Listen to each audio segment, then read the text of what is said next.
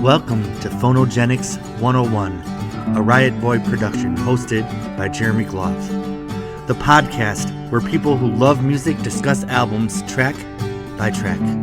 Please hit subscribe, and if you'd like to support this podcast, patreon.com/Jeremy Gloff or Venmo @Jeremy Gloff.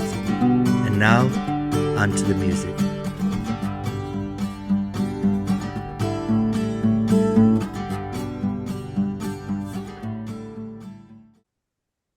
Hello, everybody. Welcome to Phonogenics 101. As always, thanks to the subscribers and Patreon, blah, blah, blah. But let's get to the podcast. We have two people that I just love dearly.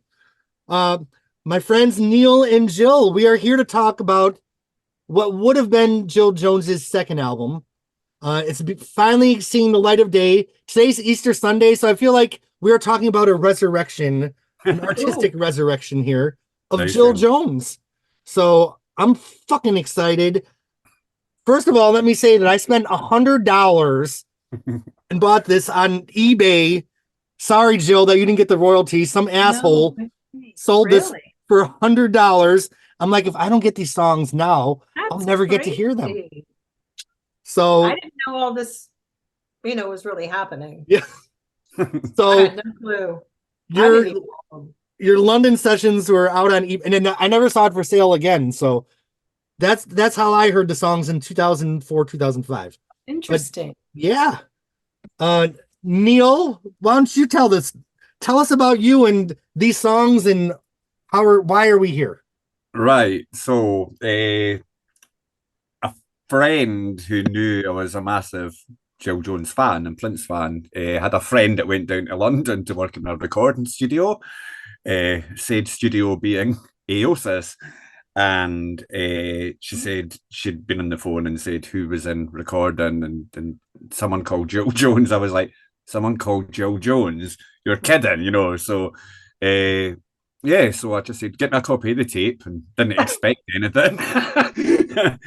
And then the tape came, and I was like, oh my god, this is crazy.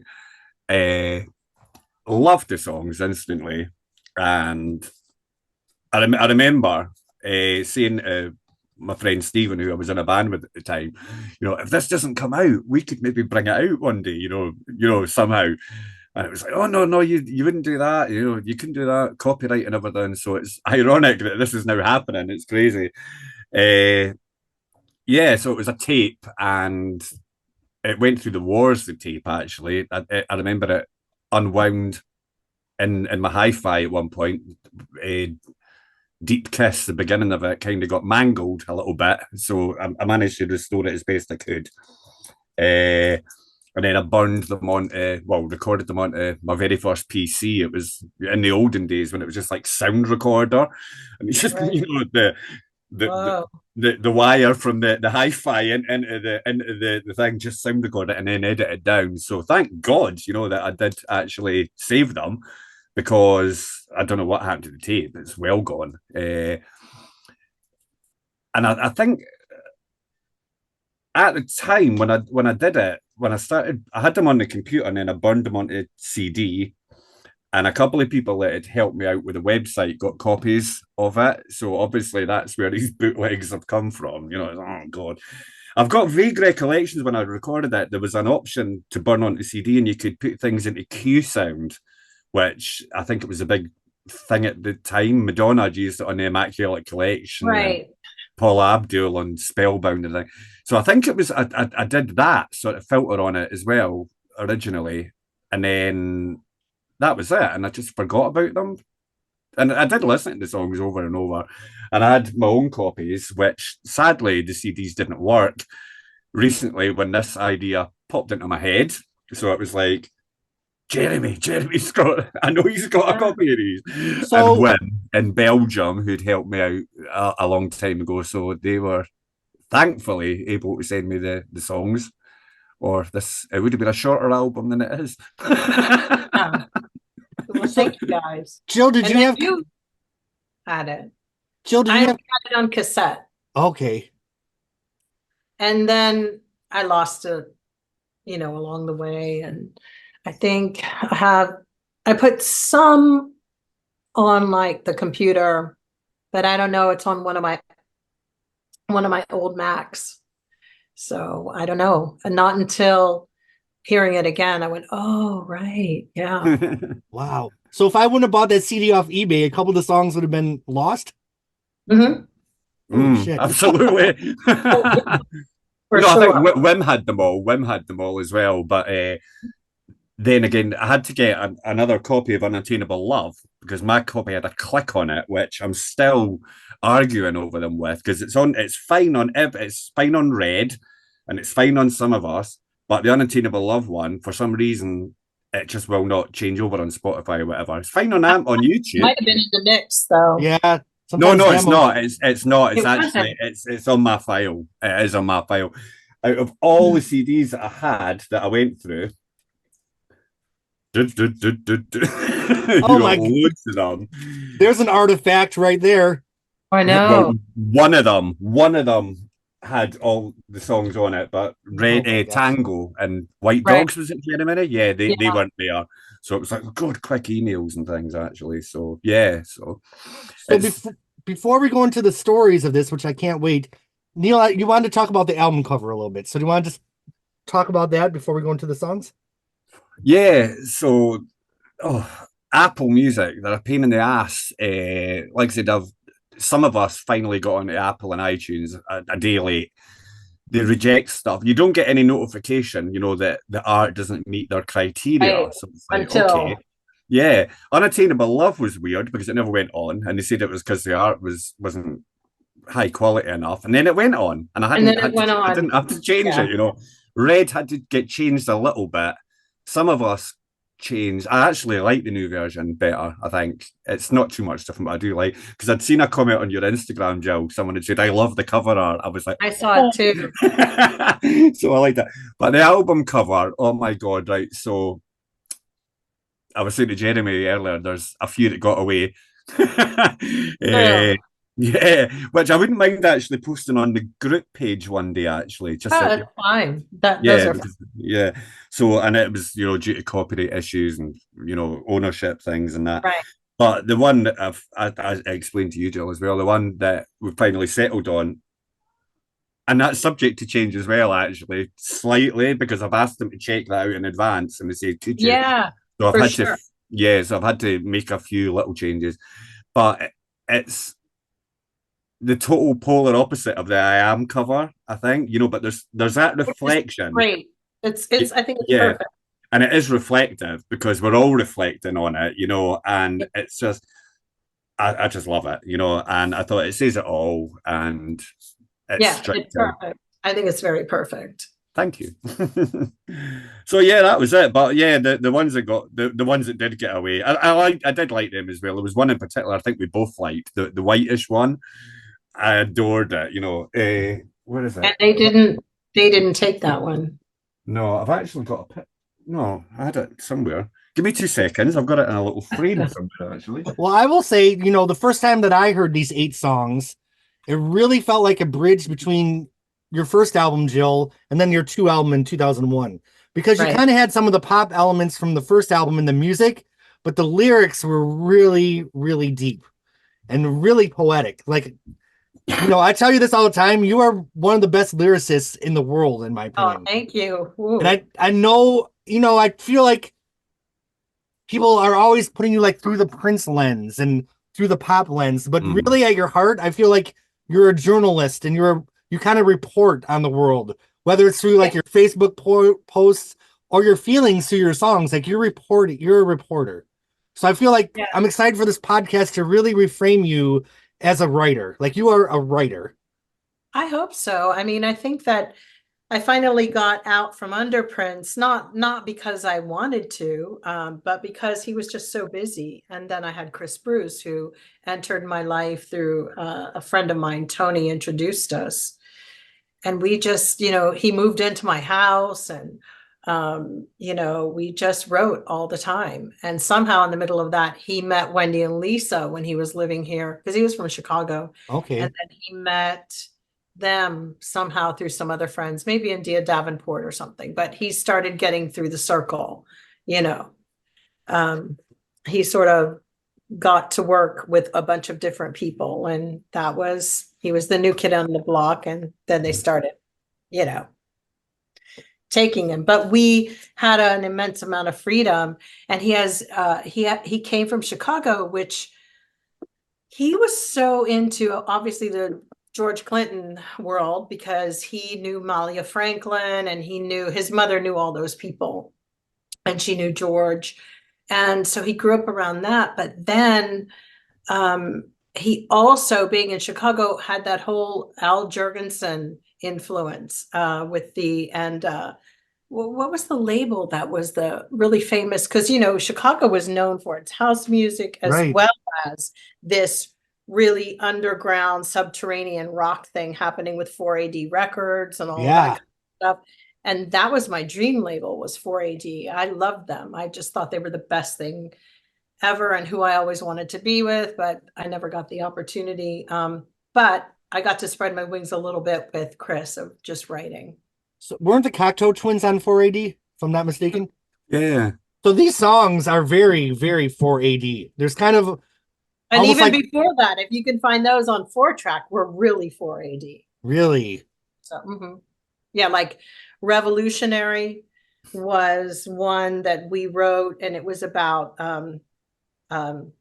Napoleon and Josephine, and that ultimately, then Prince really liked that one, but he went in and changed it with Flesh and Blood. I mean, the chorus was definitely, the element was our whole riff, our whole everything. He took a lot of the words, and you can hear that he tries to do that epic da, da, da, da, da, da. Like, it's very, like, he tried to capture a little bit of the goth that was going through it, but not really, because it scared him. And then this album version scared him even more. Wow.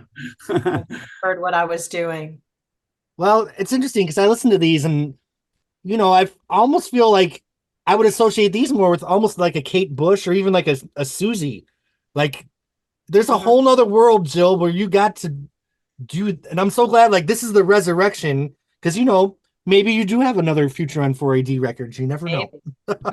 I mean, there was a long period of time working with Chris. See, it sort of overlaps that, I waited and waited, and I was waiting for a record, and I hadn't signed a record deal until like very late in 80, like late in the 80s, when my first record was done. Like the day before it literally came out was the only day I literally signed to go to Paisley. So a lot of these other things were kind of happening simultaneously while I was kind of growing. I was an employee working on the side. Chris was around. I got to create other music. And that was what was kind of getting really confusing with the first record, of wanting to, it had taken so long. My head was already moving in the direction of an alt world. Right. It's so funny because I was talking to Neil, like, that first album, like, it's a lot of it's pretty conservatively structured, the songs, but within those boundaries, like, you're screaming, you're yelling. Oh God. Like, I know. It was clear that you had just were ready to burst. And I feel like these songs were really an exploration. So I guess what I want to ask is, before Prince ever heard any of these songs, what did you want your second album to be? If you just could have had your trajectory, what was your vision?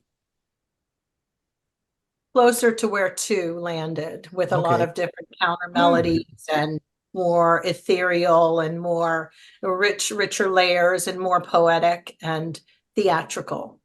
More cinematic would be perfect, because cinematic, I feel the first record was theatrical, but I wanted more cinematic, in the sense of calming some of the screaming to, rawness, which, it was interesting trying to find my way on my own.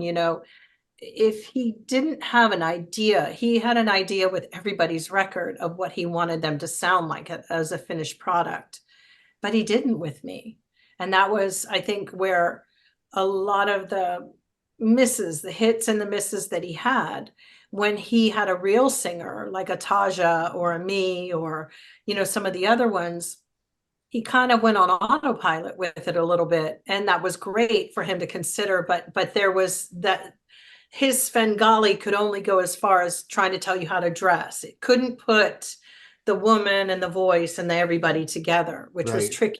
But he could do it if you really didn't have a voice. I mean, and I'm saying this with all due respect, like looking at a vanity and going, I'm going to make her, I'm going to make and shape this voice. And he wrote phenomenal songs for people to style around them and their image. Morris, the same way. But when it came down to, people who were really singing like you, it was a little harder for him to see you because I think he saw you more as a musician at that point and not just a project. But he gave me some of his really lovely and just very staggeringly beautiful songs like Baby You're a Trip and, when we worked on Violet Blue, and he trusted me with that, and he experimented with, like the Elvis thing. He got all of that, but putting it into one niche, because that's what I'm saying. Everyone else was a niche, but projects like mine weren't niche based. Sure. And, we kind of see that now. They put people on Shopify and they're like, if you're a candle seller, you're going to just sell candles. That's all you can sell. Don't confuse the public.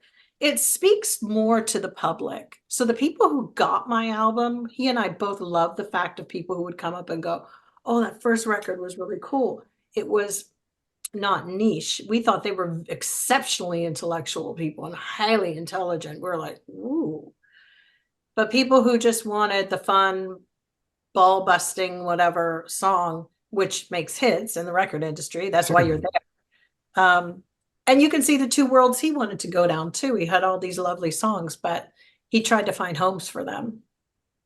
So I'm glad he trusted me with a few of his, but I wanted to head into more of the goth. I felt it would give us more leverage. There was even like a consideration. I was like, I thought that With You should have been released as a country single. Sure. But the label didn't do it.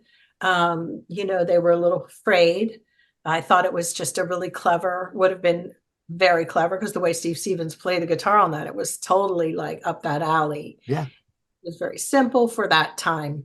But, we were just talking about that before he came on, about the country vibe. Yeah, it was weird. I said Jill was doing country, and so was Tina on some of her songs too. Oh yeah, Cradle Rob and me, and then her co-pilot to pilot. Oh, it was totally a country theme song. So you go to London, you record a bunch of songs. I feel like you probably flew back over and were so excited to share these songs. No, what happened is my house and I had my house burned down. I remember I was I had moved to Silver Lake. I had a house. I was, Chris was out of town. See, Chris was always around, always in another bedroom working. Okay.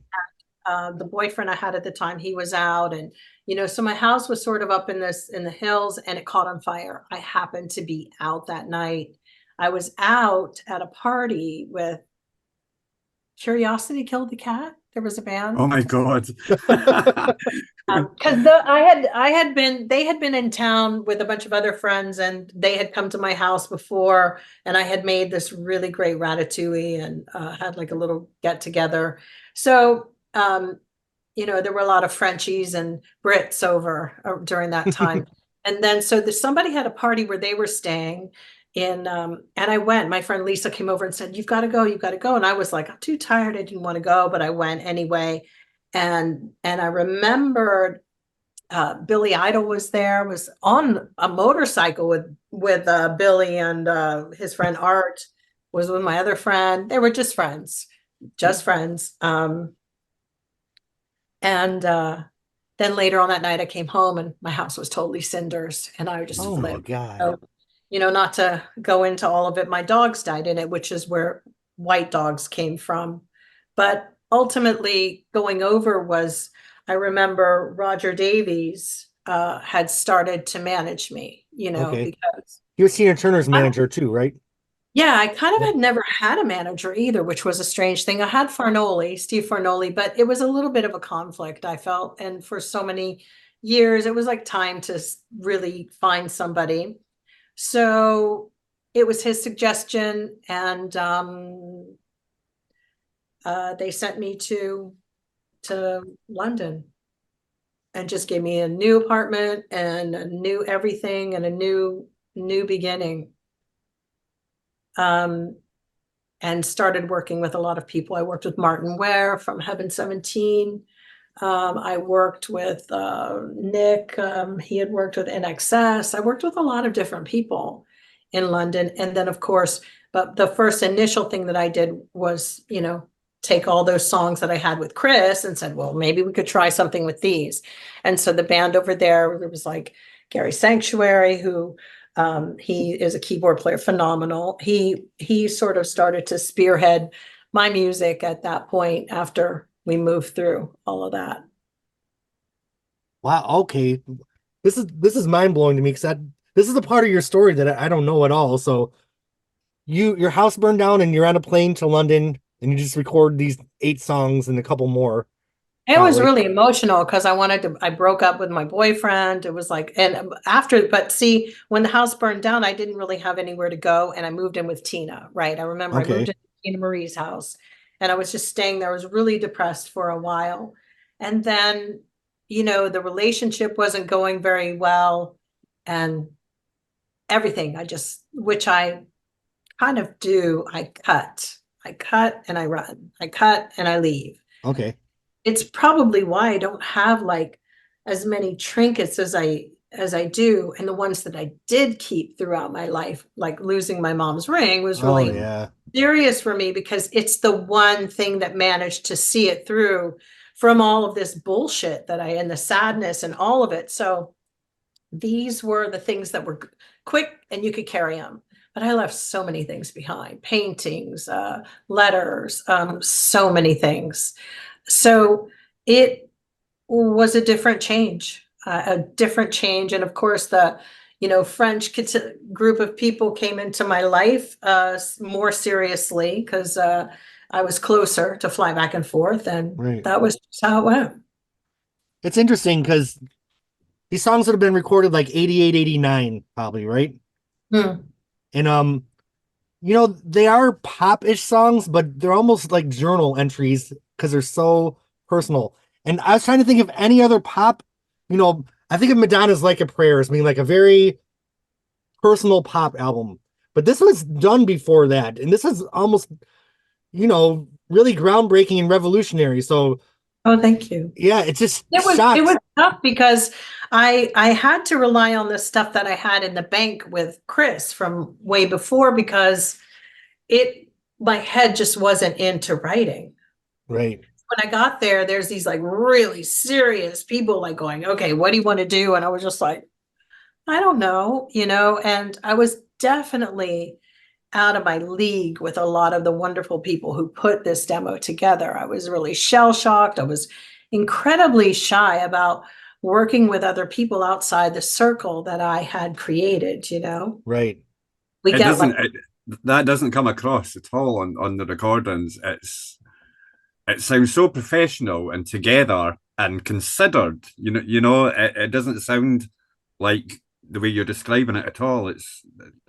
but I had started to develop really bad habit in that insecure period of time, which in order to have my voice be heard, I started doing what a lot of women or, because you're in this, you start dating people that you work with, Okay. which is not something I recommend at all because it's really like walking on glass.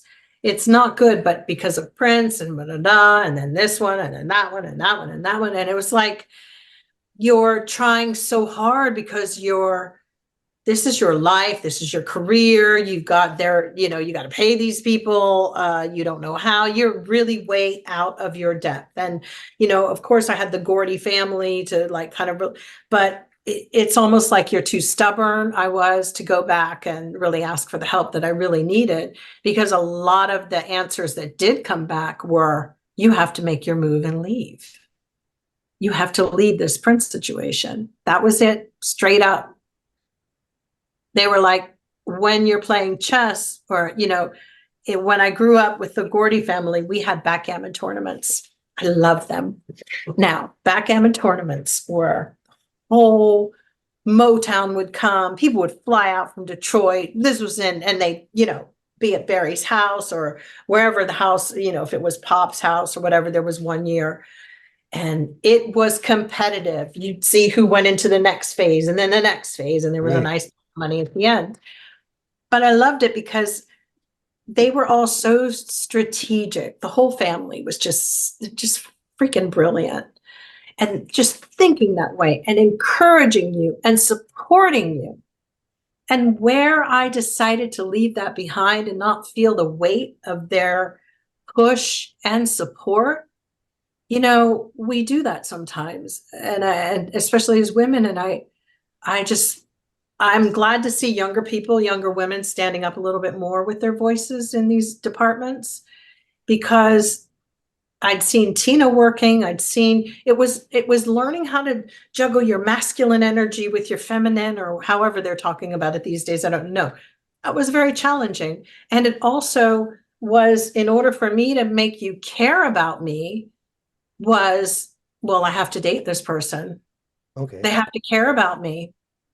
That's the only way anybody will do anything for me, is if they really care.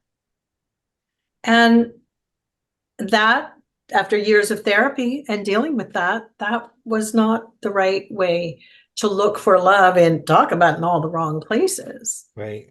People aren't looking at you that way. And you can get really fucked up behind all of that. It's interesting because, you're the one that wrote these songs and recorded them. But for someone that's an outsider like me and Neil, knowing these songs and listening to them, I hear and see a very self-assured person really spreading her wings, and here I am. I have a lot to say. I'm an intelligent person. There's so much more to me than people got to hear in that first album. So it's interesting to hear, what really fueled underneath these songs. Because I just hear a woman just really blooming in these 8 songs. It was the guys in that session. I owe it to the British guys, of course, Gary. Of course, there was another guy named Paul. They were fantastic.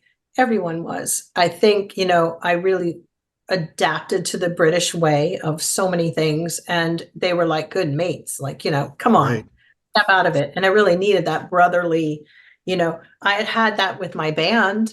I couldn't make moves without, like, my musical director, Steve Conti, when I had a band. He was fantastic. He worked with the New York Dolls and whatever. Right. I was only as confident as the people who were around me. Right. They really were the people I leaned on, whether they knew it or not. And that's what helped me, little stepping stones. And, that was it. Like Red is directly about the whole, breaking away from the Prince world, living physically 3,000, 4,000, 5,000 miles away from somebody. Right. It, of course, and then relationships, because I had gotten so at a point where songs were like my baggage. Yeah. My songs were baggage of my many, many relationship lives with, and a lot of it definitely rooted in the whole Purple world, because that was like the first person I, really just given everything to, given them complete carte blanche over everything that I did and my life. And, I'll go out on a limb and say that, while those guys did support these songs, I think they must have also responded to what they saw in you. Like they, saw a great songwriter. They couldn't have invested that much in someone that didn't bring great songs and a great voice and great emotion to the table. So definitely give yourself some credit. You know what I mean? You didn't come to this session with crap. These are great fucking songs here. Thank you. Yeah. Chris Bruce was another one. So yeah, I did have, and it's ironic because I wasn't dating Chris or any of that. I'm talking about, there were other elements that would just keep keep everything buzzy. I had to always have an adrenaline rush, something, because I was completely like, after the house burned down, I felt really like a fish out of water. Like, what am I Right. doing? I really don't know what I'm doing here. Well, let's Can go I- into the. I'll go ahead, Neil. Go ahead. Yeah, can I just? How long did it take to record them? How in London? A day and a half, You're kidding? like a Jesus. weekend, like just a Really? week. Oh my God! Those guys were really amazing. Yeah. Jesus. I think that. I mean, uh, I said to Chris actually. I sent Chris an email the other day, and he replied, "It's just wild to Oh, think." he's in Australia right now. All right, okay. That was just Yeah, about that's what I think. Mm. Yeah, he said it's wild, knowing that these are out there now. But I said to him, I said, even though I'm so familiar with the songs, 35 years worth of listening to them, they've got a new life now because they're official, and Yes. it's like when I hear them on Spotify or iTunes, whatever, it's like listening to them for the first time again. Yeah. It's just it's such a buzz, to say. Well, I I'm not can't going to thank say it you out enough. loud because it will do it, but to say Alexa play red, and it gets, oh my God, it's But I can't thank you enough, because I do think that then if you go into hearing two, you can kind of see that person. I start to become visible, Absolutely. yeah. who I am in some capacity here. So it gets a little weird with the Grand Royals, because that could have been country, actually, to be honest. A few of those Right. didn't on that way, but that just that was just a reach when you're trying so desperately to hang on to a situation that's ready to kick your ass out the door, literally. That's in the music industry when you start doing stuff like that. Although I love some of the songs, nothing at all on with the Grand Royals thing was great, because it really is like, I really was feeling like, what did I do? I went looking for sympathy. I went looking for company, and it all came to not a thing at all. Yeah. So the story it does unfold in its own real sordid way. And it's interesting because I was always ready to start with the 2 podcast, but Neil, this is the next chapter. So we had to talk about this album before we could talk about 2. I agree. Let's go into the track by track, and then afterwards we'll talk about what happened. Now, Can I just cut in a minute? Sorry, Yeah. This was meant to be Yes. one of the album covers. Oh, okay. I know. I love I that love one. it. And I found this as well. This was the original cover that I'd done myself for the London sessions many, many years ago. Oh, I've Yeah. posted on the group thing recently. It's like, oh my God, But my friend then- Sophie, or the Face, actually, Sophie the Face, one of them was in the Face. okay. Yeah, magazine. right, okay. Mhm. And I've Well, just found a Wendy and Lisa plectrum as well for some reason. It's like, I don't know why I've got plectrums. I can't play fucking guitar, you know what I mean? I try. So we are going to go in the order that Neil has this sequence, not the version that I know every word to for the last 20 years that I've had. I don't know all the words. Yeah. Me and Neil had an argument about some of the lyrics. I'm like, I'm sure this is the lyric. Oh I'll no, bet really? It was Raven. It was My hair's red black one I like a emailed raven. you. Yeah. I've been singing It was River like for my 35 hair years. was dyed. Yeah. So, before we go into the songs, Jill, let's say, you had the blonde hair in Purple Rain, you had the big hair for your self-titled, but you also reinvented your look during this era, right? With the more gothic-y black hair. I'm just gonna come out and say it. There was a situation where, in the middle of all of this, it was after the house burnt down. I was over at my friend's house. And I'd been staying there a little bit before I went over to Tina's, and then Prince had called, and he all of a sudden wanted me to get plastic surgery. Oh, really? And God. yes, he wanted me to get a boob job, and he said I just didn't look special, and I needed to have my hair black, and I needed to do a video where he wanted me to wear a cow's head in it. And it was a Wow. very cruel conversation. I won't even elaborate, but how Anna Fantastic and I became close friends is because when I met Anna years later, we were at lunch and we were talking, as you do, about exes or whatever. And I said, oh my God, I said, yeah, I knew it was the end of the road when with my career. I was scary when this guy like tells me on the phone that he wanted me to get plastic surgery. I was really nothing special. He wanted me to look like Brigitte Nielsen, cut my hair and look more like tough and everything like that. And then she goes, and he wanted you to wear a cow's head in a video. Oh my God. She knew this because she was sitting there with him and he had it on speakerphone. So I was really just broken. I was a broken human being. So I thank you for, it's been a little hard to hear some of the songs. I'll tell you the truth. Mm. And if I seem like I've kind of checked out a little, it's not that, but it brought back a lot of memories that weren't nice. And I'm really happy and I thank God every day that I survived it. Thank you for trusting us to talk about this, Jill. Yeah. Damn, that fucking makes me almost want to cry, man. Because you're my friend. And like, how the fuck can someone say that to my friend to make him, you know what I mean? Like, makes me My really friend mad. Lisa was there too. And let me tell you something. I was holding the phone like this and she was going, she's from, Kentucky, and I won't even say what she said.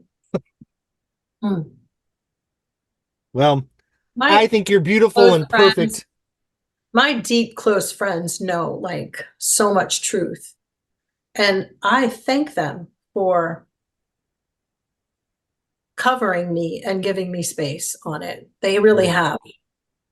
And that goes for even some of the wonderful guys that I went out with too. They knew many things. And I want to thank them. But because I was just really fucked up, just couldn't get out of the ball of yarn. It was very difficult. It sounds like if you were able to get out 1 inch, then another inch of yarn probably kept going on top of that. So, the further you climb, the more yarn there is. Well, it was punitive at some point because I was on a 7-year contract that, thank God they had the law in California that it's human bondage after 7 years. Right. Because that was going to keep running, that ticking clock. So if you signed the contract in 87, it was binding till 94-ish? 93. 93? April 15th. Yeah. All Oh, right. the day before this album comes out. Wow. So this is a which resurrection. I find very serendipitous. And I also find it's just really wild to me. When you told me that, I just was like, oh my Really? God. That's another weird thing as well. This just came to me today. It was, remember we were talking during one of our chats about your ancestry, your 75% Scottishness, Scottish and Irish, yeah. and so ridiculous. This is coming out on a small label based in Scotland, so that's a bit karmic as well, isn't it? I came home to my wonderful homeland. That's why I always felt very connected because, I always thought my ancestry was the Italian and the Black, but it's weird because even on my mother's side, there's so much Irish that it was like Irish and Scottish that I was just like, oh my God, the hell is going on here? Crazy. And on my father too. Well, let's go into the track. Say as well, sorry, Jeremy. Can I just say before we start going on, thank you, Jill, for trusting me with this. It had to be you because I had thought it would be difficult for you to listen to a lot of this stuff again, but I hadn't realized how much it had impacted you. So I'm sorry for that. Connections with you guys. That's like the thing, and this goes back in the 90s, right? Like that we actually all connected. So, I don't I don't make new friends very easily. I really don't. And I don't frequent a lot of people. I'm pretty much a hermit for the most part. Don't go out hardly. I do struggle with agoraphobia at times. So yeah, now it's all about the cats and self-care and taking care and TNRing these animals and finding them homes. Brilliant. I adore you for that. Yeah, I just How's my Missy? Oh, he's better. I had a scare yesterday. I thought he was on taking a downward turn again, but I bought him the wrong food. I got him stuffed with gravy, and it went right through him. I was like, oh god. But he's still very thin, but he's back to normal. But I was really Tell him I'll give him a few of my pounds. No, I was worried sick. I was saying that to Jeremy. I've had the hellish couple of weeks. You know, Aw. I know it's always tough. Jeremy has cats. How many do you have now too? I have one now. My now, black because- cat, Miss Janet, after Janet Jackson, black cat. Yes. mine's Janet. black as well. Yeah, that's it. I have two black that I've been looking after.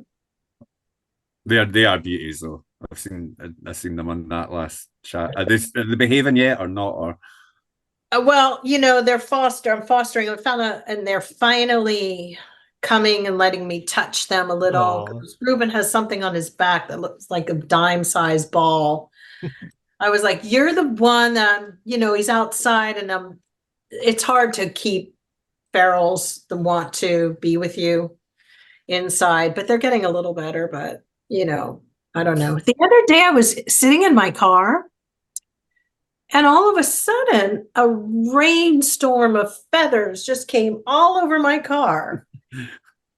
I think a hawk must have grabbed a bird like over the top of Aw. oh no, my God. car. I was like, what the hell is going on? I was like, I ran out and looked. And said, what's going on? Well, Ian was saying today he took his dog out for a walk, and this dog, anything that can go in its mouth, it'll chew. Oh, you know, slipper shoe. no. But it came up to him with it had been rolling in something, and then it brought it up to him in his mouth. It was a dead frog. So he had to get the frog out of his mouth, and it rolled in clamshells that birds must have dropped the other day, and he put it in the shower. It was like a 29-kilo, you know, dog going into a shower. I said, did she not struggle? No, she just stood there. She had no choice. I'm like, oh my word! But no, the dead frog. But I was like, oh. Used to believe you'd get warts from a frog. Sorry. Dude, that's an old wives' tale that you get warts. I remember that. Is it not a toad? Yeah, Neil has to go to bed. I better get cracking on these songs. No, I'm okay. I'm wide awake now. I've got energy drink and my cigarettes. I'm okay.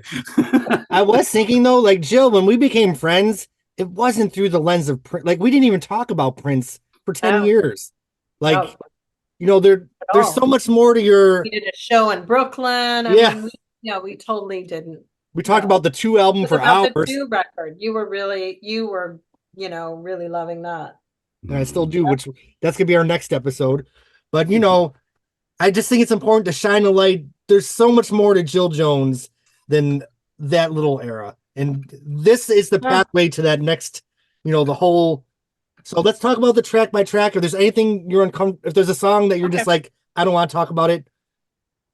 So the first track was a cover, Deep Kiss, which I didn't know was a cover. Who wrote it? Carole King. Louise Goffin. Who is Carole King's daughter. Now, I didn't know it was a cover, but it kind of fits these songs because it does have really good lyrics. It has that classic, really powerful Jill Jones vocal and a great hook and a lot of vulnerability. So Jill, how'd you end up recording that song? Yeah, it was good. I mean, God, my voice sounds so young on that one. I think it came through Roger's desk at some point, or Lindsay, his number 2 guy. And I was like, oh yeah, this could be good. So it was a possibility. And then I just decided to do it. It's definitely a formulaic songwriter song. Sure. Verse, bridge, chorus, you know. But the one thing about those type of writers, you know, they're like top line writers. They kind of fit the tone of the world that's going on at the time. At least that's what the publishers are paying them to write. Sure. Yeah. they're not paying them to write songs that are so heartfelt. You know, they're there for a job.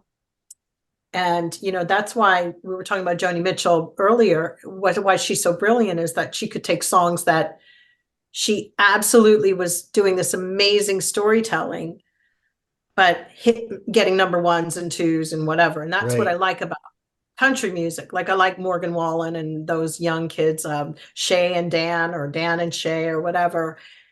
And older country people, I don't know. Lately, I've been listening to, you know, even with Dolly Parton, it's storytelling, it's getting in, getting out, and being consistent. The beauty about country artists is that they can sometimes give their whole soul away and still keep the formula.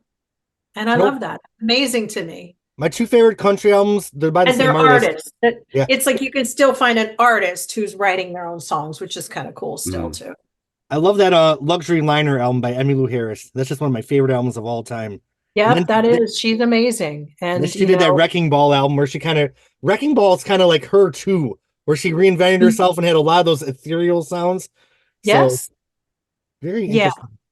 You know, it's true. What's that song just that she sounds so old? I'm not young anymore.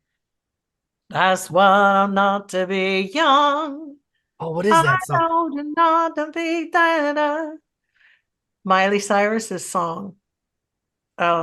She has been through it. And I love that you can feel she's been through it. I think she's giving a lot on her record, giving you. And she also knows how to interpret a song. So when I got Deep Kiss, or back to that, is like, it's important to try to deliver when it's not your song. So it definitely resonated. Also, pop songs were always really hard for me to find. That was going to be a pop number one. It always was. I used to always say it was like a bad blood transfusion. I'd just give a little too much. You know, I was better with my own lyrics, although, you know, and my own songs. I feel like you did so good on Deep Kiss that I didn't know it was a cover though. So that's great. Yeah. Good. I'm telling you, those guys in London were like, you know, gave me the goods, and I did it. I was gutted when you told me that was a cover. I was like, oh my God. And it's caused, well, so many sleepless nights, you know, but hopefully we'll get it out at some point further down the line. But it's interesting because it does kind of walk that line, because the verses are a little minor key. It walks that line between kind of the more gothic direction of some of your own songs with the pop from the album before. So it really felt like a bridge between that 80, you know, the 87 album. Yeah. And I really like the, I love minor chords. Love minor chords. And what are the opening lines of the song? I've been, you know, I've been angry. I've been restless. I've been something. I've been restless. Na, na, na, na. Is it not? I've been cautious. I've been cautious, very cautious. I've been so cautious. Oh my God, I've sang with Jill Jones. Knowing the very little I know about where you came from before recording these, like, it felt very autobiographical to me. So I'm so surprised it's a cover. No, I'm sorry, but yeah, she was a good songwriter, Louise. Well, just like her mama. Yeah.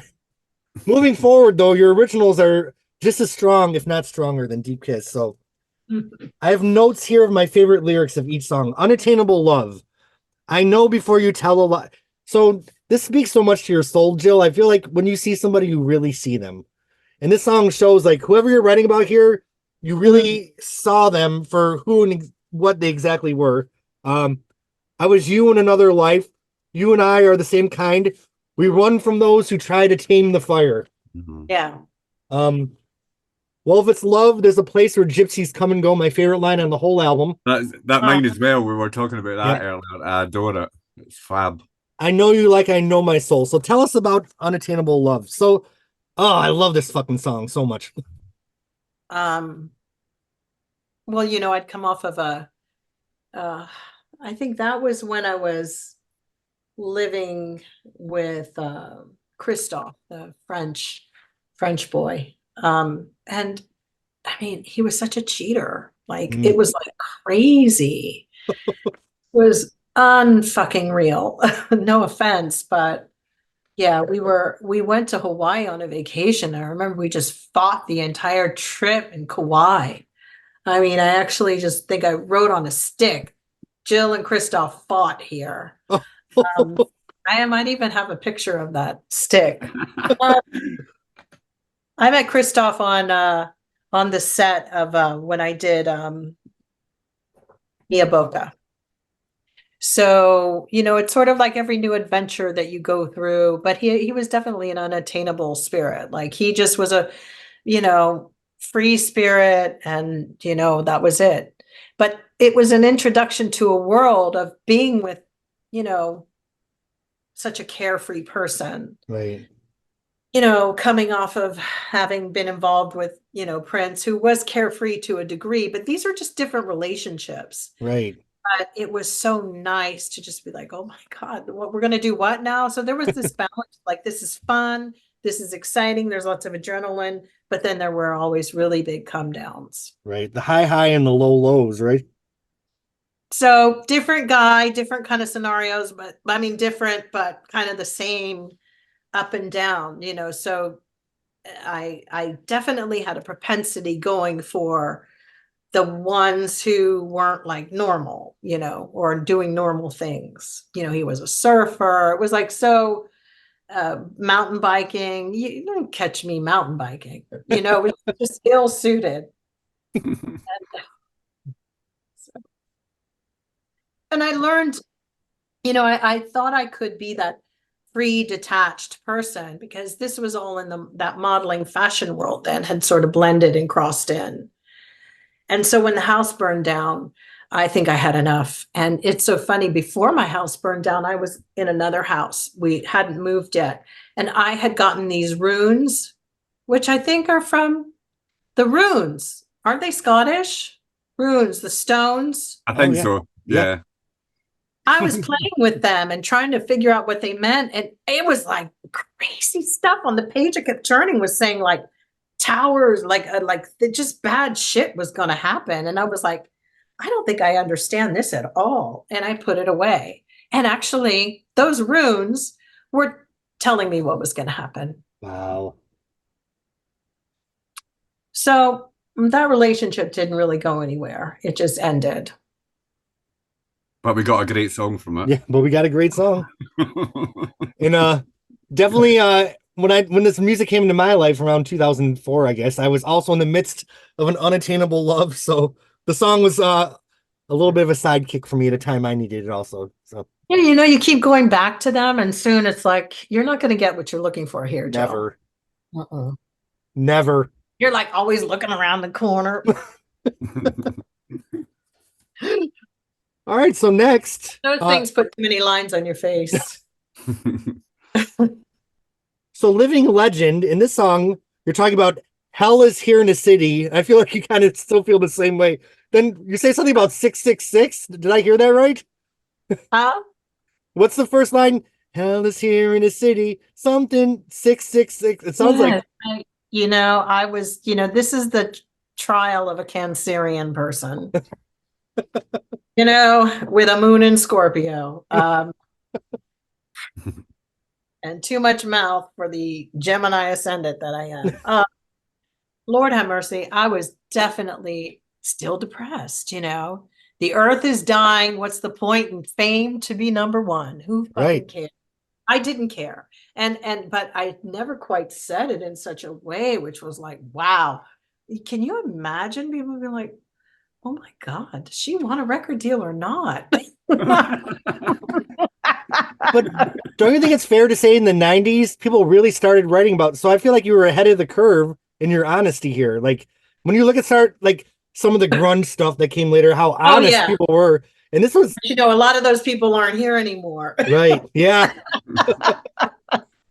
I think I had to say that because I think that really resonated with a manifestation thing of how I really feel. I've said it many, many times that a lot of the people that I met in this business, I really, like the people who were earning the bucks and making things happen, I didn't really like them. Sure. They're horrible people. Mm-hmm. I write about myself because I'm so rare. Is that the line? And then I'm strong as any man and simple as a child, you know. I love that line. one. Yeah. Uh, I'm too rough around the edge to mourn my lost innocence. This is, Yeah. I feel like so many of these lines are kind of like, you still feel the same way today. I do. I think, and I think rough around the edges is such a phrase of my mother. She always said, he's a little long in the tooth. He's a little rough around the edges. I mean, I say all this shit now. Water seeks its own level. Yeah. I think there was a lot of sarcasm in this song about I want to live forever and be a living legend. I think because there were so many people that I had been surrounded by, that's all they fucking thought about. They really thought that, fame. I never really had that drive like that. I wanted it on my terms, but not that term. And just the little pieces I've heard about your life and all the years we've been friends. Before you went to the Prince world, you're part of Tina Marie's world as an artist. And I always felt like Tina never seemed like someone looking for fame. It was always about the art or the writing. And that's where your true original core lies, I feel like. Totally. Her house was so artistic. It really, like, you walked into it and, it was, first of all, I've said this many times, it always felt like, did you ever see Wonder Woman? I love that. Wonder Woman lived, like where she lived. Yep. Well, they were like Amazons, and there were women, and it was like really empowered spaces. And so when you're in empowered spaces like that, you know how much energy is resonating off of all these vibrant women who are saxophone players, musicians, and her house manager, and like all these people. I mean, it was some serious stuff. So when my house burnt down and I took my boyfriend at the time, we're going to live here. And he had a friend coming over from France, and they came over and they were kind of tripped out about the female vibe in the house because it was strong. It was like, we're going to heal you, Jill. We're going to put you back together. Hell yeah. And the focus was really, so making the decision to go to London was definitely from being in their house. Like, women are pretty fucking phenomenal. And I think about it. So when I think about Tina's house, I always felt like I was with Diana, who isn't that what her name was, Wonder Woman, and all the women who were in that house. There were women, Diana Prince, actually, all the time coming in. Hey, should we get this? You need this. I mean, these women were dope. She had so many female friends that were just awesome. It sounds like they were healers too. Oh yeah, Tina knew how to find them. Wow. And she was a healer. So this would have been around the time that she was recording her Naked to the World album, I guess. Yeah. 88. So it's interesting I think it was Naked to the World, and I think we had some stuff that we were recording. Because you're on that album, aren't you? I feel like you're on a couple of the songs from that album. Yeah. Wow. Because I was in the house. And then, Lenny had been staying there too, which was so interesting after he had, I guess, his issues with his first relationship or something, because he had a guitar there that Tina always kept. But he had been there a little earlier, and he got that healing energy, that healing light too. It was sort of like, I guess, a place where you go, to land when you're a wounded bird, was at Tina's house. It was great for that. It's so interesting because, talking about these songs. She didn't bring stuff up. She didn't go like, what did that asshole do? Or what? She was not that girl. Right. She would just let you be. And yeah. I feel like these are some of the darkest, but some of the lightest times too. Mm-hmm. Wow. There were some funny things going on. Yeah. I find it interesting what you're saying about living legend, how it was like, I don't want all that sort of lyric thing. There's a bit in it about halfway through, and you do this cutest little giggle. Oh yeah, the giggle. It's adorable. And that would fit in perfect where you could be a page in my diary, kind of, from your totally. I love it. It's like, oh my God, it's just unexpected. It's interesting. Yeah, it was very tongue in cheek. It works, so it's just, it's right on. And as I'd you rather know, live forever for the right reasons than, the bad ones. Yeah. Jill, I feel like you're kind of, I'd say you're a sensitive, artistic human being. So, growing up nurturing in like the Tina Marie Gordy world. And then I feel like from what I've heard, the early days of the Prince universe were very exciting and artistic. But then after Purple Rain, it does seem like all the business people came in and, Mm. a lot of hanger-ons came in. So it must have been a shock because this is around the time you were writing this stuff to see, kind of the ickier side of things. Totally. That's when, you think it'll never happen to your friends, or you see how they slide in, and, songs therefore became his way to create different revenue streams and not have them come through his source anymore of just the label. And then people were just popping up, even old Stevie Nicks, y'all. I know y'all like her, but you know, She came um, twirling in. great artist. Maybe I met her clearly not at the best time in her life. Sure. We all have those things. But we do leave only one impression. Right. But that being said, everything at that point with meetings and new encounters is a chess game. You're not meeting people to be your friends. And Right. that's something that you need to always know. The potential nowadays, like, I saw where Lizzo is thinking of quitting music and stuff. And I totally get it, because these are not your friends. They're not your friends. They're not your friends. You had friends once, try to keep them. You're not going to make these kind of friends again until their time creates that element. But when you have encounters as much as these people, like the princes and the whatevers, they get tricked. It's impossible not to.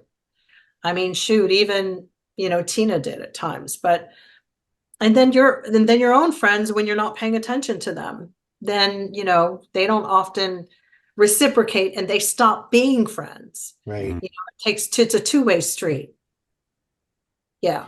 But you got to protect yourself in this thing. There was just so much going on during this era, wasn't there? Mm. Totally.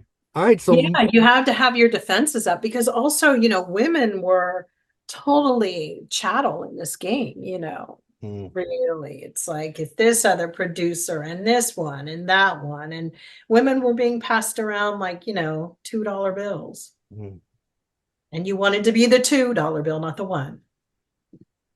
Terrible. well, the next song, these are some of my favorite lyrics here. Long time. It's interesting. Can you tell me why I still go from man to man? Who understands my body? Yes. It's been a long time. I feel so alone. I try to keep this love alive. Don't treat me like a fan. I always love that line. And when first time I met Jill, I'm like, oh, I can't treat her like a fan. I need to find a man who understands my body. Why don't you fight for me? I feel so cold. And then the song ends right when you said that. That's so intense.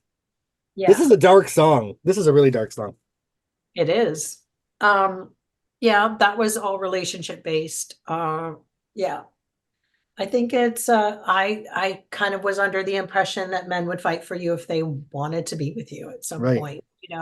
You can walk away, you can slam the doors, but then you're like going, are they coming back? And that's what that era was bringing. But there also was a thing of, I had started to just explore my own sexuality a little bit too. But going from man to man stuck out in my head because Joni said it. Oh, and her song Man to How Man. come I keep going from man to man to man? Give my sweet love. With Lionel Richie on the background vocals on that song, by the way. That's like Down in the Chinese Cafe. Yeah. Yep. I love that song. So that was definitely what that was. A lot of these songs were goodbyes, they were closing a door slowly. Right. Yeah. And taking a chance, spinning the wheel on other people. And then sometimes you spin the wheel and you're like, and after each breakup, sometimes you'll go all the way back to the origin of where the hurt was. So weird. you go back to where the original pain was, if you can find it. I feel like there's so much empowerment in these songs, though, because we're looking at the late '80s. As a woman, to write this honestly and this vulnerably, like, we all look at Joni Mitchell's Blue, but I feel like some of these songs even go to a deeper level than people really. They're quick. They get quick, fast, in a hurry. Yeah, this is I remember at the time when I first heard them, actually, they weren't, it wasn't a comfortable listen. The first time I heard the songs, because you knew there wasn't a highly personal element to them all. You could, that was so obvious, and it wasn't like, oh my God, this is no G Spot or My Man or whatever. You know what I mean? It was like, oh, and it did take me a while to get into the songs, actually, but no, although it's not a G spot, there's still the hooks there, though. You know what I mean? Like, there's still a really strong chorus. So I feel like that's what maintained from the first album is really strong songwriting, like a good hook, a great melodies. So that's why I love it so much. It's great. It just goes into this, it's a little bit twisted, and it does have a dark element. You're absolutely right that you feel like, it's sort of about like where you are moving away from the original relationship where you had stars in your eyes or you really had a lot of high hopes, and you're moving away. I mean, even the filler relationships you have in between, sometimes you're constantly going, oh my God, am I going to finally meet somebody who gets to know me like I thought this person did? But, as I mentioned, it had just become so cruel. And I think I was still processing the cruelty or the resentment that was existent in that relationship. And it took me I still, it was something that was too much for two young people at that time, considering everyone's age. We were very young. Just didn't know how to deal with that and fame and this and that. And, that's it. And the breadcrumbing was just too much after a while can't keep doing breadcrumbing relationships, because then it's like somebody, opens up the door for you to not be faithful with the person that you're with. There's just so many things. It's a lot. What are you going to sit and wait? In a testament to your song, like you sum this all up in these songs. I mean, that's a lot. A lot of people can't do that, Jill. Like, these are really fucking great songs. That's talking about everything you're talking about in a song. You know what I mean? Good shit. Thank you. Well, I know this next song's a tough one to talk about. White Dogs. I know a little bit about it. These are some of my favorite lines. This loneliness scares me. Suicide or survival. I'm alone either way. Yeah. The end where you say your sweet power holds me, that vocal run to me is very Tina, like there's your Tina Marie influence right there. I hear Lady T in that. And there's no reason, things keep happening. So I feel like one bad thing after another just kept happening. So are you comfortable talking about the song at all? I know it's really bad. Okay. I mean, it was probably the saving grace just for my growth as a human being.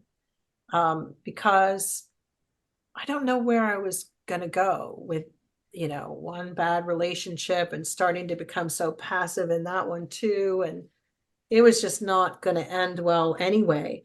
I think that, losing Cuckoo and Gertie was for me a symbol of the end of my Prince era with that whole connection. Like, cause I got those dogs through him, and he always knew I loved them and pets. And he was incredibly sad when he called me that night. That he was broken about it. He was very upset. Because I had gone to my friend Lisa's. Everybody had Lisa's number on. If they couldn't find me, they'd call my friend Lisa Norsha. So yeah, it was difficult. And, sometimes when you're grieving, and people grieve differently, that, I remember feeling that the pain that I felt couldn't be fixed. There was so much guilt behind it. I should have stayed home that night, all that kind of stuff. Sure. Yeah, I had to deal with it alone. And then looking at the other person who had decided to go out that night, and I got really angry, like, well, why didn't you stay home? But, he was always so damn busy. I'm not trying to project anything on this person, Sure. but yeah, it was just not the right situation and not the right comfort that I needed from another person, and then, I remember the reason everybody, his Christoph's friend was coming into town and didn't change that, had nowhere to stay. And it became my responsibility to find a place for everybody to stay. So we all ended up at Tina's, and I was just like, it was too much for me. So when they passed away and I was in England, I finally got a chance to grieve. And I had an apartment, as I said. Roger Davies and those guys got me my own place. That was my way to get my head together. And then I made those big decisions, that the big ones, like, this can't go on anymore.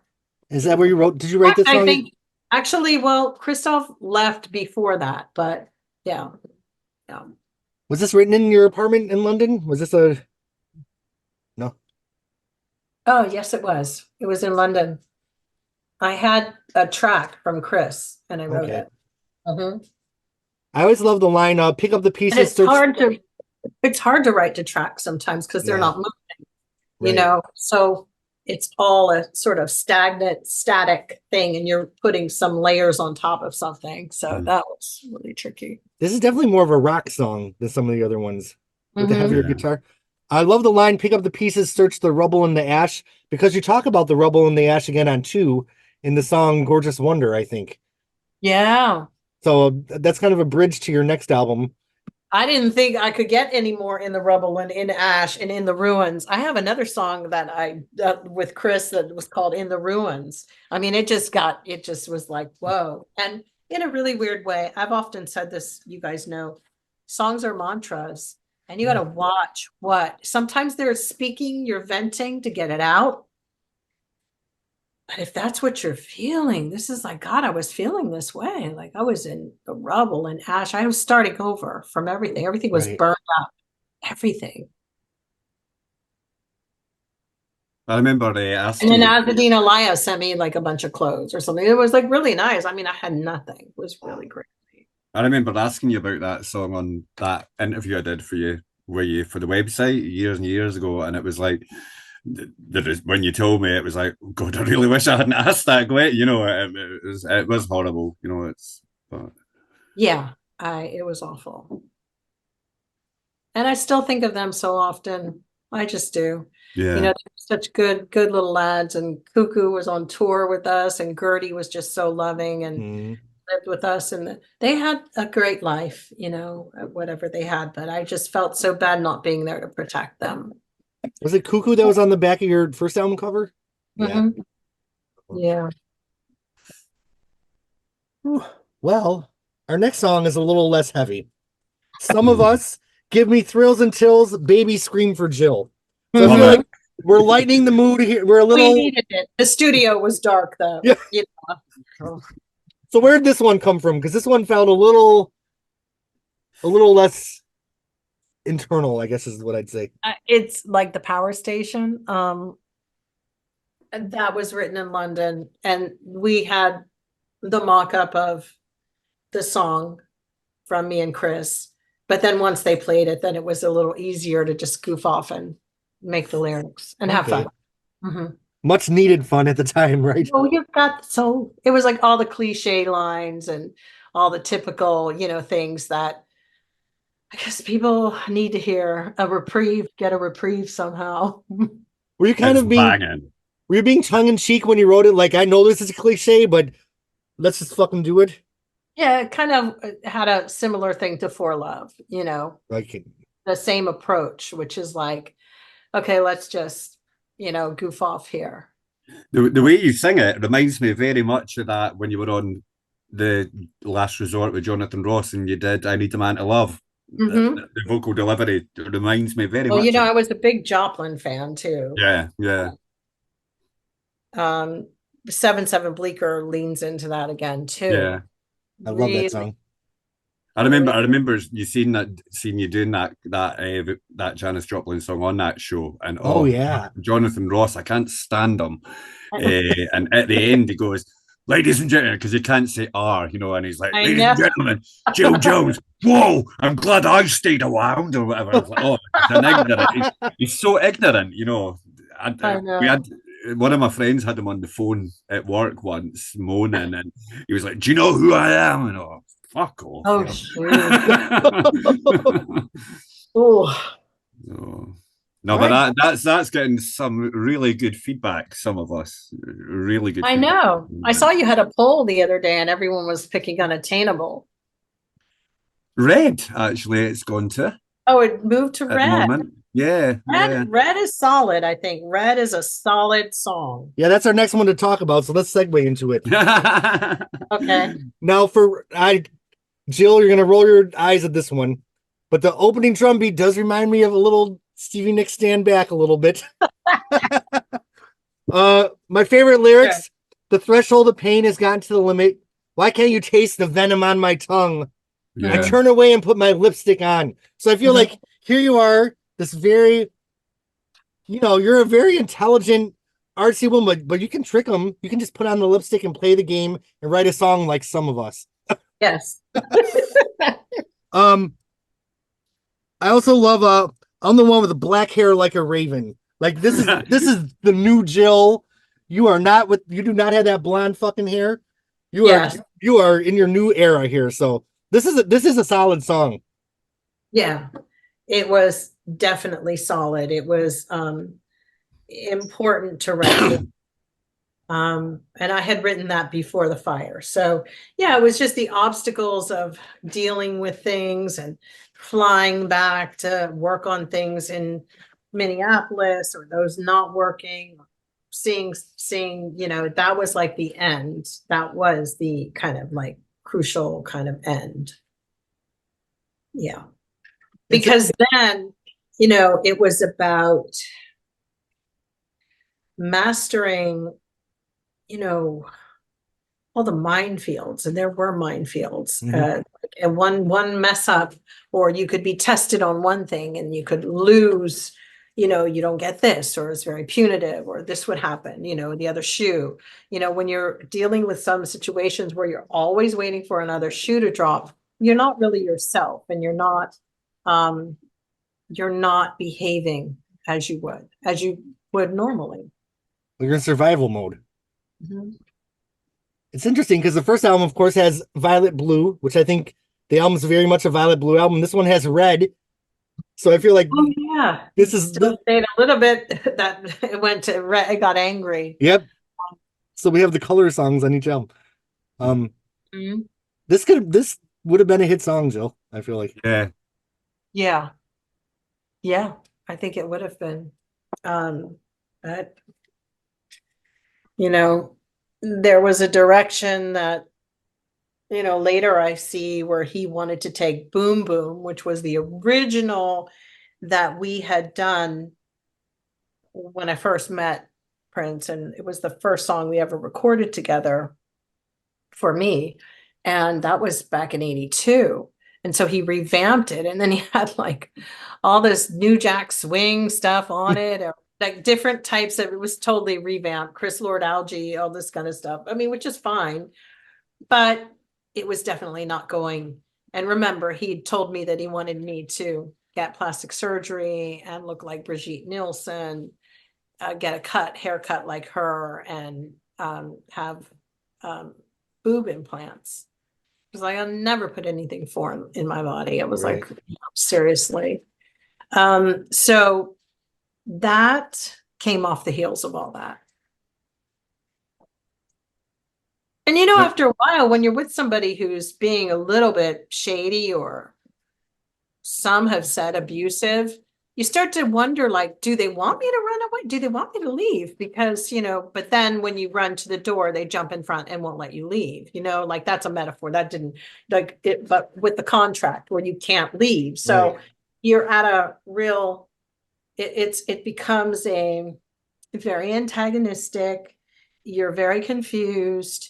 You don't know how you got there. I'm just so thankful that unfortunately in my life, catastrophes had to almost happen. Like I am the proverbial guy who has the anvil fall on his head in the cartoon, to go up. Wow, I guess okay. I guess I got to make a move and change. You've been through a few anvil sessions in my life with me, so it's like I get too comfortable, and I think that there's always a way to rationalize something, because I hate going out on my own and climbing the hills of Everest again. Well, we have one more song to talk about before we end the track by track. Tango was another one that was a little bit more fun. Were you kind of, at the fade out, you're saying, boom, boom, that's the beat of my heart. Can you feel it? Now feel this. Yes. Yes, totally. So was that exactly what I think it is? Yes, I mean, I really still couldn't, get a leg over on that. Now I'm still, tango was fun. It was another one. Just have a good time, and lighten up. But also, that was a little bit on the premises, I believe, not far from what we had before when we worked on that, because I can't remember all of this. I think it was kind of fresh in my head, the melody. I really liked the beginning of the da da da da da da da da da da da. I was like, ooh, really nice. And I really felt that the musicians were able to complement the melodies to really take them out of themselves and help them to shine the melody a little bit. That was rare, because I don't think, sometimes I'm not sure that, I would always give that much attention to it. Right. This was a different direction. We were headed into a very, it still had a little bit of London vibe to it too. Just being in London, it's just those guys were, that was just did. And their appreciation for different sounds sonically. It was good. It was opening a new door. So after you finish these 8 songs, I had this vision in my head that you get on a plane with a tape recorder and walk into Prince's office, put down the tape player, and say, "Here's my 8 songs." What happened? It got sent to him, and he called me, and he said he wanted to do things. He had songs that he wanted me to do. And that was it? Talk about it. Yeah. Good. I just feel like, I know, like, I'm a songwriter, so contractually, I would have to. So Rob Dickens, who was at Warner Brothers he was the head of Warner Brothers there. We had gotten to the point where we didn't have to deal with that. Rob and those guys were going to just pick up the leg of it from Paisley. But somewhere in the mix of it, it didn't happen. And later on, I found out a lot of the blockage came from here, especially when it had to do with money and me getting advances and money and who was going to be pushing that forward. And yeah, it was really, really a strange situation. But Rob Dickens and Roger Davies got that off the ground. And they got so many, like Martin Ware and the Heaven 17 guys. And then I met the Fine Young Cannibals, David Steele. I worked with them too. So it was that. There's still, for now, when it moved into all of that, there's things, I don't have those versions of any songs. But yeah, that was going to happen. And then suddenly that was it. He just wasn't into it. And so I stayed in London. Then I stayed at my friend Sophie Bramley's house way too long. I think I drove her crazy. Then Benny Medina got involved at some point and brought me back stateside with Gary Sanctuary and his other colleague, musical colleague. And it went nowhere because Prince was still determined. He had the right to refuse everything if he wanted to or whatever. And that's how it happened. And suddenly Roger and everybody had to go away. I had Don Passman as a lawyer, and he was like, here's your shit. I told you I didn't want you to sign the contract in the first place. But no, he didn't say it that way. He was just like, my hands are tied because literally I'm not sure, and also I was waffling like, how hard are we going to go on this guy? And in hindsight, I think back now and everything he said, I should have done. But it would have been like sliding doors. The world would be different. Right. It would be different. And Prince's world would have been different. There was something I just didn't have the guts to do what I needed to do. And, Tina had the guts to do it. She sued my mom, who she adored, but that's how this shit goes. You've got to do it. And Donald Passman wrote the book, didn't he? The book about navigating. I have that book. Oh, of course he should have written the book about how stupid he had me. I mean, he was such a freaking amazing attorney. And he just said, Jill, I just can't do anything. That there was nothing for us to, he had the right for me. I had to sing whatever was put in front of me. Damn. But then I just went missing and disappeared in New York for a while, in London. Eventually, I just wrote out the term of the contract, got married, stayed in Paris, lived there for a bit. That's what I did. And, then I got an option to do another deal. But as soon as, you're like 33 or something at that point. And then my mom became terminally ill. And Right. then I just was like, I can't do this. I can't go back and forth. And that was another point in my life where I should have been like, sorry, Mom, I got to go and take care of shit because I have a baby and I'm getting a divorce now and I'm going through, it was an immense amount of pressure. Right. And that was it. And then I never had a chance, an opportunity again. Just went away. Without, getting too personal, when you got that call from Prince and he wasn't feeling these songs that he put so much heart into, was it heartbreaking? No, I anticipated it. I just Really? thought we had more leverage with the attorneys and dealing with Europe side than we Okay. did, and we didn't. And then there were political aspects involved to it. There was the Michael Austin end with, Prince, and he was tied in with, I don't know if he continued to get money off of our backs as artists, and it was being utilized because I was wrapped up in his deal. So for then it all to get switched over, I don't know. I know that Taja always had a really good relationship with Reprise, and probably the smartest aspect was her being able to release over there. I don't think she was bound and gagged on Paisley as I was. Okay. Sure, she wasn't.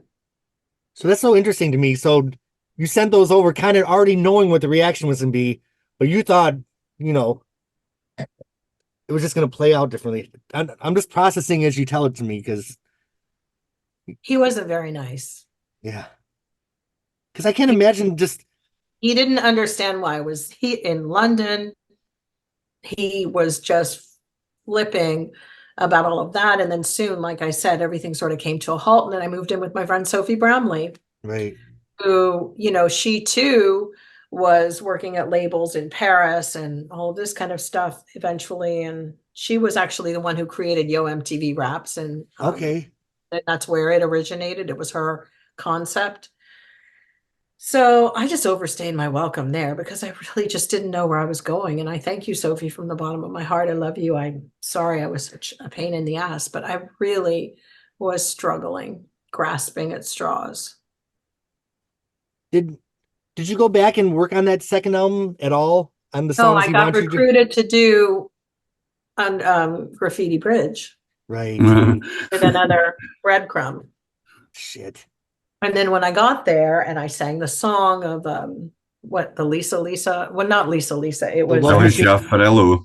What was it? Elisa Fiorillo ended up, Oh. he just took my voice off from the session and just put hers in. And that was in the movie because that would have been a different kind of negotiating fee. I mean, there was, like I said, a lot of resentment and anger. Right. Did you lip sync I'm to your own thinking- version of that in the film or her one? Would it have been your track that was used? It was supposed to be mine. So, but when you were filming it, you were lip syncing to your version, and then it got taken out. Yes, I was. Right, Yes. okay. And in the final cut, he put her in. That's awful. That's It was. Because I didn't know about it. And actually, I think it was Benny who called and told me later. Somebody called and told me, which is why I never went to see the movie. Right. Have you never seen it yet? I just saw it a few years ago with D'Angela, or one of the fans had something on Zoom during the pandemic. Right. Did you like it? Did anybody like it? I actually, hand up in shame, it's a guilty pleasure. I know when you film like at Cinecittà in Italy and you're on set and you have a sound stage, but you have to really, like, sound stages are tricky businesses. Otherwise it can look really amateur when you're doing something with a sound stage. It would have been better probably. You know what? I don't know. I got my little $10,000 and the same, and just, or whatever it was, and left. Right. I remember at the time that came out, there was something on you'll remember it, Jill, CFAX on BBC television. It was like a text service, kind of like, and it was, the black screen with the green and yellow and red writing, and there was a thing about it said this summer the biggest thing is going to be Prince. Anything to do with Prince is going to be the hottest music, right?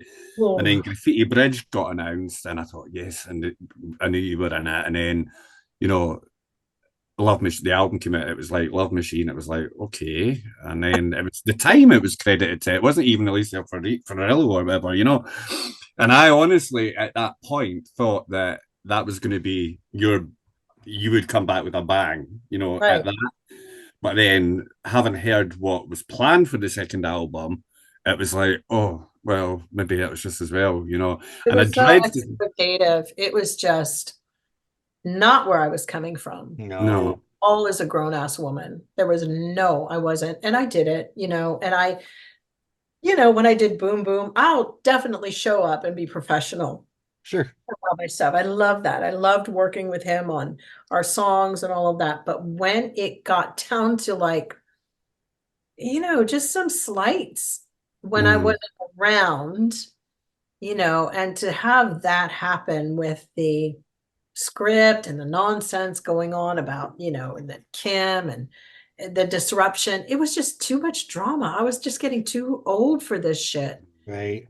Too old and very not interested, and then he would, like, take me over to his house after we would film all day and go over, that I wasn't being friendly enough. And I was like, I don't think he knew, it was like, this horse is tired. There was no spark. I had no spark in my eyes. So when he came up with the thing to pull the underwear down, that was real. And that was created there, essentially. Like, it was created in the sense of, this is where we are as friends. And he felt that I would do something like that to him, which is not my style, but basically, yeah, he made the Jill character. There was more arguing as well. But yeah, there were so many things. After you do stuff to people, it's really hard for people to trust you. Yeah. I didn't even know at that point that Anna knew about the cow's head. Had I known, I would have been mortified that anybody other than my friend Lisa it took me until, like, 2016 when she and I met after he died for her to tell me that she knew the conversation. Wow. It was crazy. And in a way, it's I want to say lucky, but it's not lucky. But with these songs, the London ones, I wonder what they would have sounded like if Prince had okayed them. They would have been Paisley Parkified, and we'd have had a longer time to work on each one. Yeah, for sure. But I don't know I think they might have lost a lot. Actually, I think I think the rawness would have been smoothed out. I think. Very much so.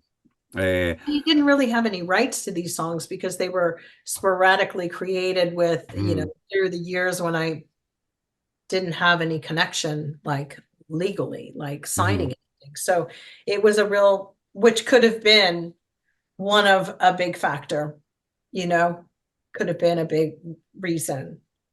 Before you joined us, me and Jeremy were talking about our favorite albums of yours, and our top two are this and two. Yeah, those are my two favorites. Oh, oh my God. Ew. Wow.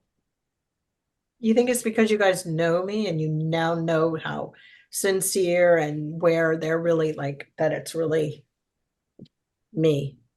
Well, yeah, we knew that anyway, but they're just damn good songs, that I've loved for so long. And like I said, the last podcast we all took part in, we were discussing the first album. I mean, God, I think I was half drunk because I'd been out with friends, and it was like 3 o'clock in the morning. I was like, oh God, I have to go. We've been on this 2 hours, and I was singing the praises of that first album, but I've changed, even in the couple of years, I've listened. I still listen to it a lot, but Mia Bocca and Violet Blue, they're the ones for Yeah. me. With you, I wouldn't have had it on the album all day, all They night. were, I he and wouldn't I even, were like this, simpatico, no matter what yeah, certain people say that they wrote that song. yeah, yeah. No, that was fun. Those were fun times. That was 80, those were 82, 83, Mm, they were 81, 82. They were fun, mm. fun elements. It's but yeah, I think that the lyrically and I think I'm very honest in a Oh lot of the yeah. songs. I think after with the first record, maybe, they were just trying to, David Z and them were just trying to figure out like, well, give her this, give her that. She can sing anything, it really wasn't given the time and attention. My career wasn't. It was an afterthought with Paisley Mm, Park. It's like Steve Farnoley going, yeah, I wanted this out like when you first recorded her. And by that time, Steve had left and everybody shit had just gone to hell and was fading fast, So I kind of feel like I was an afterthought, yeah. and yet, It's ironic with you saying that because I think was it Susan Rogers. I think she'd said in something I'd read or an interview about, oh, Jill was so patient with that album, the first one, and it was it 7 years in the making or something, yeah. and it's like, And it was really David Z who pulled it together and yeah, really thought through, yeah, because otherwise it wouldn't have gotten done. And mm, then the world was falling. And then, then this one was suing him and this manager was trying to get out of it. And then, you've got to go in. I was listening to that song, LaRue, going in for the kill mm, yesterday. I heard it came on the radio. I was like, you got to go in for the kill in your mm, business. Yeah. You do, especially in this thing, because people cool off on you and then they say things like, oh, you don't really want it that much. And hell, by that time, no, I really didn't. I couldn't stand it. Like, I was just like, God, it ceased to be. When I went to Europe, it was great. I could see a life there. I could see a life. I could mm, see working and doing things creatively. But in America, no, no, it's too capitalistic. It is just what it does to your friends and people. It's gross. It's gross. Actually, I know a lot of people have said some crazy things. Oh, Barry Gordy this and Barry Gordy that. I'm sorry. Nobody has as a stellar personality and business wise as he was. I mean, sure, people have issues with their writers, publishing, and all that kind of stuff. That's it. But this stuff, like what we're seeing today with these artists and these dudes and these producers, this Machiavellian bullshit. mm, No, it's something also, we also, it being in the Black community is something that needs to be addressed, because it's the one area where, yeah, everyone has been bitching about, oh, the so-called, Jewish guys have been holding us under. Well, what the fuck have you been doing to all the women? mm. Mhm. Like the oppressor starts to oppress too. It's crazy, but that's a real conversation that has to happen. If it wasn't such a mind fuck, I'd participate. I really did not know until these young women coming out. I was a little kind of like a little shady about some of the Me Too things, not necessarily just the Me Too things, but always had my little things like, well, if I had to suck the dick, maybe you should too. You know what I'm saying? Like, Okay. that's what old boomers like me would do. You know, we are like, it wasn't that bad. I got, but it was bad. It was bad. Do you think as a victim though, you might Bad. be a And why little would I want any desensitized? young girl to have to, why would I want any young girls, young women to have to suffer through that, or young men? This is a exploitative feast with a lot of predators. Right. They're dream killers. Do you think I it's was fair to, fortunate, but to a degree, not really. and, I know this is a painful thing to say, but do you think you might be protecting yourself as a victim yourself, Jill? A little bit, you know what I mean? That's where some of the, I don't like this victim thing. That was the right. one I didn't like. It was like everybody's got to pull themselves up and, deal with it. Take accountability. But I'm not prepared to see myself as a victim. Right. I don't know how that looks. But I do feel that, I grew up without a dad and knowing my father, and then later connecting. And I thought that's just the way you grow up and you deal with stuff. Good things follow. You meet things along the way. But what happens is you create patterns. And also, people can smell shit on you. Oh yeah. Walk in a room. They know who you are, what type you are, what if they have a propensity towards something. So you Right. might be with Jeremy. I just don't know if I can go through that. Sure. Losing my mom, my marriage, and my other record deal that I had because I couldn't function almost killed me. I ended up in the hospital. Actually, nobody knows this, but I ended up in the hospital with a blood clot right here in my. Was that when you were working with baby mother? Mhm. I think you did say that. You said that in that interview we At did, actually. Christmas of 1994. Mm. I was in the hospital the whole time through New Year's, and they had to do an angioplasty. And if it hadn't been for my friend Monica, I wouldn't have gone. My arm was dead. I couldn't feel it. And she was like, you've got to go to the hospital. I was like, I'm fine. I had a 18-month-old. I mean, my mom was dying. My aunt came into town to help. Hmm. And I was, writing nasty letters to the A&R guy at London Records. Fuck off. This song, what are we doing? It's just dealing with band issues because I had a band at the time. But I ended up in the hospital. And even through the whole angioplasty, I remember because I was kept awake. I was so angry about the fact that I couldn't have a sandwich. I'm not kidding. I was like, I'm gonna have a fucking sandwich. I'm hungry. And that seems to be the way I dealt with a lot of serious issues because they're like, ma'am, you have to sign this. And I called my aunt at home. I said, well, I'm not coming home tonight. So they're getting ready to give me an angioplasty. And she was sitting there on the other side, like, because she was from Ohio. She hadn't even been to New York before. She was like, okay, and she was just praying, like, oh my God, can she get through this? Does she know how serious an angioplasty? Does she know that you're signing this thing that says they won't be held liable? And I was like, no, I was focused on, I wanted a cheese sandwich, but that focus, however it worked, was actually great for me.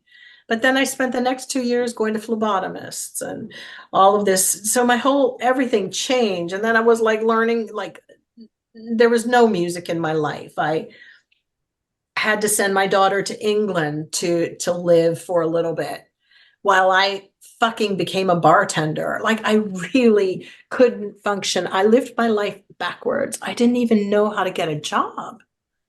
And I was ashamed, more importantly, of everything. I had so much shame. So yeah, revisiting all of it is really fucking hard because who I put back together after all of this shit, I'm stuck with her now.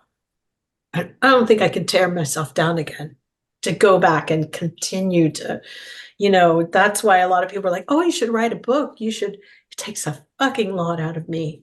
Yeah. Because I would have to tell the truth. And it's already in that last interview I did, and they go fucking nuts. No. Is it worth it? No.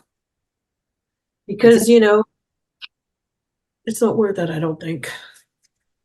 It's interesting because sometimes when our heart or our minds are hurting so much, like I know myself, like I don't acknowledge it, but like your heart broke so much that your heart actually broke. You know what I mean? And like for me, Yeah. I get the Bell's palsy where I don't deal with shit, Yes. so my whole face gets paralyzed. So it's interesting, like your heart broke so much that you ended up in the hospital. Yeah. It's too fucking painful to, focus on the cheese sandwich to survive, right? Exactly. And, right before the procedure, I remember I had a therapist that I had been seeing, and she called, or I called her somehow because there weren't cell phones. And she said, Jill, just remember, you can die from a broken heart. I was like, okay, all right. Well, I'm just hungry right now. But I'm so thankful to my friend Monica Petrucci, who was Farnoli's woman, the mother of his child. There were a lot of things that went down, and it's funny how people just come back around. She was a good egg, and she saved my life. She saved it, and she helped take care of my mom when no one else could, because Cameron, who I was married to, was in a monastery in Spain somewhere on a retreat during our breakup. It was very difficult. So, I become very mean in order not to deal with the stuff. And finally, the blood clot there it was. I have someone named Jem that wants to come to they've been waiting for like an hour. Does anyone know who that is, or is it a bot? Oh, that's Jill Monroe. I'm sorry. Right, okay. Well, let's let her in. Okay. Oh, are they coming in? Here we go. Oh my goodness. Sorry, Jill. I just told everybody that that was you. Welcome, Jill Monroe. I don't know. I guess I'm here. Can you hear me? Yeah. Sorry. Hello. Yeah. You missed a good bit. I just asked, I said, there's a gem waiting to get into the room. Does anybody know who that is? So welcome to the Got all podcast. sorts of names. Gem, Emerald City, I don't know, Digital Jill, Lord. No worries. No, that was this is my initials. I'm not on the interview, am I? Yes. Mhm. Okay. You may have to edit this. I'm gonna just blur my background as I'm not in my home. So hi everybody. Hello. Nice to Hello. see you. You are being recorded. Are you okay with that? Yeah, no, I'm totally fine. I just I'm not as glammed up as I normally am. So Oh, but Me it's, either, but You look beautiful. So we are going through some heavy shit here. Like we are talking about this stuff, and it's getting pretty real. okay. All Yeah. right. Well, I'm just hanging out, just chilling, guys. So whatever. Yeah. Thanks for coming. I was jumping on the end of the interview to kind of hop in, but you all still going, so just gonna be quiet. Aw. Well, we talked about the London sessions. We talked about the 8 songs, and Jill's kind of filling us in, leading us up. And I feel like our next podcast will be the 2 album. So we're kind of like leading up to the era. Jill and I, we met 2005, right? 2000, somewhere in there. yeah, we did. And, like I said, we never even talked about Prince. We never did, and it's a good thing. I just feel like I have this fantasy in my mind that I feel like, had these 8 songs on this London sessions been supported and given the attention and love, had you been signed to 4AD Records, I really feel like this would have fit in with all that stuff that was coming out in the 90s, with all this, I know it's kind of cheesy, He was chasing. It's so funny. He fought so hard to not be on the R&B charts, but because the R&B charts therefore became the crossover popular thing, he was kind of like really wanted that group. But that wasn't going to be me. That I didn't even listen to music like that on my own. And I think he just, basically lost interest at some point. But to go into that whole New Jack thing and, trying to, have different engineers oversee different mixes. And I know he was trying a lot of things that from external sources, but I thought he worked best alone. You know, through his own struggle years, he created some of the best music. You know, but then again, he had some really great people around him. Let's look at like Do Me Baby. That was the vibration of like Andre and that first band around him. When they all started leaving, other vibrations came in. Sure. And I was still stuck. I was from an old vibration of energy, Right. hanging around. It wasn't, I don't know. I wasn't really keen on, I don't know. Like one time we ran into each other in Paris and I was first of all, he like called me in the middle of the night and I'd been sleeping, but he thought I should be dressed like, where's all your fashionable clothes? And I was in like an old rag dress that was a thrift dress from like some old Parisian store that, I was like, I don't know. I was like, I don't want to do this. Like, who's going to wake up and put a whole full face of makeup on? And besides, I don't need it. It's But little interesting. things like that, it was like, I play some of your, without giving the history about any of the Prince years, I'll just put on some of your music. Like the London sessions are the two to my, my more, I guess, alternative friends, for lack of a better word. But I feel like right. your true soul, your true music really sits alongside like the Mazzy Stars, the PJ Harveys that came out. You were ahead of the curve on some of that really soul bearing. As a woman, you were writing very personal songs that were very revealing 5 to 10 years before it was in the mainstream. And, for as much as of a businessman and an artist that Prince was, I'm shocked that he didn't see that, because I can see it very, very easily just by hearing these songs. Yeah, I don't know what he was expecting. Maybe because it didn't have any leftovers of himself. Like Wendy and Lisa could go places and they had this sort of transactional reciprocal thing. I took my voice wherever I went. But musically, I was gravitating to something very different than what he had started to put out a lot of. It wasn't there for me. I didn't want to be singing and hooping and hollering all over a record anymore. I didn't want to do that. That wasn't how I wanted to. That's not my personality. Right. I didn't grow up in a church like that. I grew up in Jehovah's Witnesses and like Catholic. I mean, my goodness, I didn't know gospel stuff. I had a learning curve on that. And other people do it better. So that's fine. But I also think it can really pigeonhole a song if you're not careful. Sure. It pigeonholes the audience.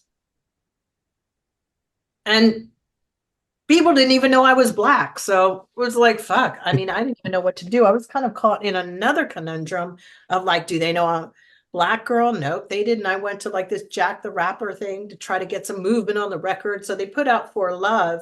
But For Love, it's like, that wasn't going to move the needle because it was an old ass sounding song. But secondly, it wasn't really in the pop genre. It was sort of pushing it. They should have released it maybe more in the UK, come back, circle around, but they missed the boat. There was no planning on that. But nobody really took into account, they don't know this girl is a Black woman. So I had to go to this conference, which is where all the Black rappers down in Atlanta.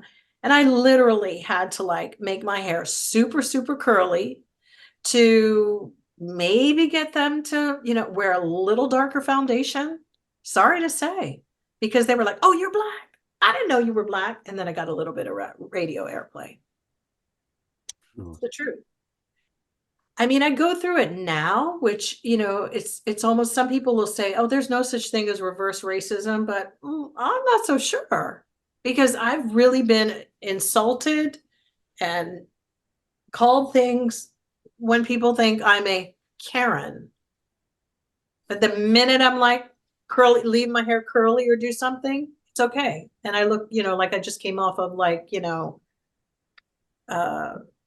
I'm doing the whole woke look, but it's really weird. It's like I've always been sitting on the sidelines, an outlier in life. I really feel like that. I didn't have very many friends at Paisley. Nobody wanted to be my friend. Not really.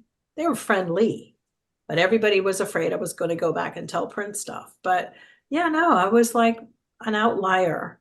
So dyeing my hair blonde was definitely, he knew exactly what he was doing. And it looked like two white women up there in 1999. Yeah. And it changed the face of the band. It's so interesting because Jill, look at, in the last 20 years, I feel like you have collected together all of us misfit toys, and you kind of gave a voice, like through your songs, you put a voice to a lot of the deeper, darker, hurtful things that didn't have a voice. Like, and we'll talk about this on the next podcast, but when I heard your 2 album, Call Me Like the Dramatic Queen, but I called off work 2 days because it just ripped out a piece of me and put a voice to something that what didn't have a voice before. And you were such a, I'm getting a little emotional, but you're such a hero to me as a kid. Like your voice in that Apollonia 6, like your voice stuck out so much in those background parts because there was so much character.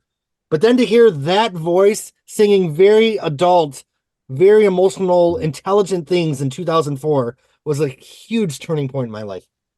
So never underestimate the importance of your voice and your words and your soul and the things you have to say. You are a songwriter. And, I said this early in the podcast, you're a reporter to this world, whether you're reporting on what you see or what you feel, but your songs, each song is a report of something that you've witnessed. Yeah. I mean, the 2 record did come because, of it's the divorce, that era of how to, put Humpty Dumpty together. And then I think after my old colleague, Jeff Buckley, who wasn't super close to him, but having a peer pass away, and someone's career who I admired, and I saw like, wow, he really stuck to what he wanted to do. I want to do that. That really inspired me. That inspired. That's quite a bit of inspiration. I only got into Jeff Buckley through you, actually, because you'd mentioned him. And the first song, is it Mojo Pin? The first one on the Grace album. I think Grace? No, I don't remember. There's one song anyway, and I can see bits like the way he sings. It's very similar to something you do on 2. I can't remember if it's Station or what. Lover, You Should Have Come Over was a really beautiful song. It's a stunning album. It's amazing. Really, really good. Well, I feel like here we are on Easter Sunday. Jill, this is your resurrection. These songs have been buried for how many years? Yeah, a long time. Don't date me. Long time. It's been a long time. I feel so alone. I feel like, the world can hear who and what Jill Jones really was in 1988. And the world's better for it. You're just a beautiful soul. I just love you, Jill. Thank you. Absolutely. Thank you so much. I love you guys too. Oh, the 2 podcasts. I'm gonna have to take a Valium for that one. Well, I thank you for your time and vulnerability. I know this, probably wasn't. I can't wait to talk about this stuff, but I think the truth of our lives, all we have is our truth. No, it's true. No, it's definitely true, and I'm still learning as long as I'm here, and I'm learning to function a little bit with a little bit of grace and to go with what time is teaching me while I'm here. That's, I can do that because it's definitely things I'm supposed to learn still. And when my girl Ashley passed away, it was kind of like it came full circle, my little Ash Bash. It's like for me, it opened me to really being connected with me and the things that matter, and going back and revisiting things with my mom. And maybe losing the ring was all these revisits of things that I never properly grieved for, didn't have time, had to wake up in the morning and go fucking work that, had like, eating bologna sandwiches, couldn't afford to be a vegan. Like just choices, survival. And I relate to so many things now that I probably never would had I stayed in the purple world. I was really a little bit stupid and ignorant, really about some things. Just didn't get it. And I'm such a better person now. So for that, I'm grateful. I like myself a lot better. I don't even know. My lack of self-awareness was crazy. It was all about, standing next to others, giving them the cheerleader stuff. And, oh yeah, but then standing alone, you can see through these periods of time with the songs, always being alone was like, oh my God, and I'm an only child. Right. But now I'm not and it's so funny. I magnificently got blessed with 2 brothers that my father had, and that's a blessing. I'm not alone. I have my daughter, and I have things that matter, I think now. I think that's at the end of it all. And then the interesting thing was to see Prince at the end of his life, closing, was wild because God gave me that to see something. And then, even with Tina, she died a little bit after I saw her. And now I see her daughter all the time, my little niece, and her son, Pharaoh. Watching people grow. So what is that? Ah, da, da, da, da, da, da, da, and I'm here. I'm still here. Elaine Strick sang that song. Yeah.